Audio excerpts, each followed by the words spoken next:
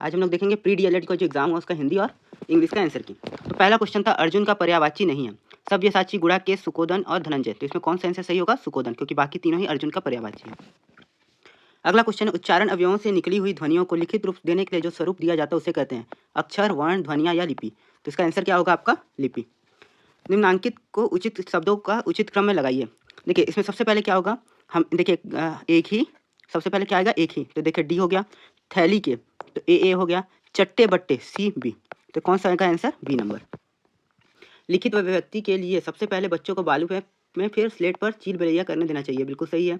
ऐसा करने से बच्चे के हाथ में आवश्यक मोड़ आता है, ये भी सही है। मतलब दोनों ही सही है। पुनरावलोकन में प्रत्यय है। पुनरावलोकन में प्रत्यय कौन सा है? पुनर। पुनर्धन अवलोकन क्या होता है? पुनरावलोकन। जिसे किसी से लगाव ना हो उसे कहते हैं निर्लेप भी कहते हैं, अलिप भी कहते हैं, निर्लिप भी कहते हैं। क्या नहीं कहते हैं? सुकर नहीं कहते हैं। तो इसमें सही आंसर क्या हो जाएगा? A B C. ठीक।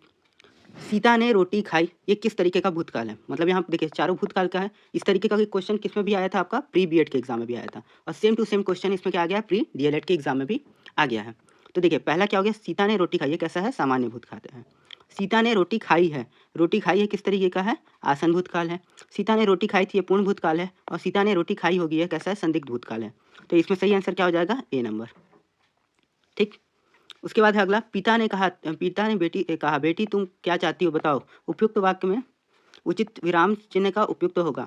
तो देखिए यहाँ उपयुक्त कौन सा होना चाहिए? पिता ने कहा बेटी तुम क्या चाहती हो बताओ तो सही, ये वाला होना चाहिए। ठीक, तो बी ऑप्शन सही होगा।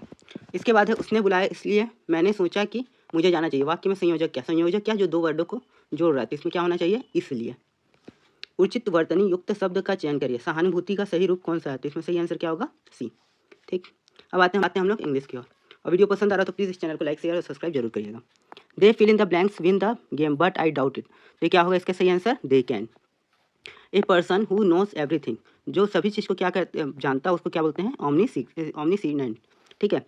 Choose the correct spelling. A dish made from eggs fried with butter और oil in a frying pan. इसको क्या बोलते हैं? ऑमलेट। ऑमलेट को कैसे लिखते हैं? इस तरीके से। D number. The horse who let me win the racing contest is a master athlete. Choose the correct subordinate clause. तो इसमें सबऑर्डिनेट क्लाउज कौन सा हो जाएगा आपका? Is a master athlete. ठीक। अब उसके बाद था अगला जो था 95 से 100 तक का आपको एक पूरा पैराग्राफ दिया था। ठीक। अब उसमें से आपको आंसर ढूंढना था। तो पहला था Rod jumped over the wall because he wanted to examine the machine, go away with the machine, meet the people in the space suit और स्मोक सिगर विद देम। तो इसका क्या होगा? वो किसको देखना चाहता था? मशीन को एग्जामिन करना चाहता था कि वो है क्या? Examine the machine. उसके बाद है Rod went the end of the garden because he saw some strange object, some bees, some people, some cigars. तो क्या देखा था? सम स्ट्रेंज ऑब्जेक्ट को देखा था। What was the Rod's very strange experience. Rod का वेरी स्ट्रेंज एक्सपीरियंस क्या रहा था?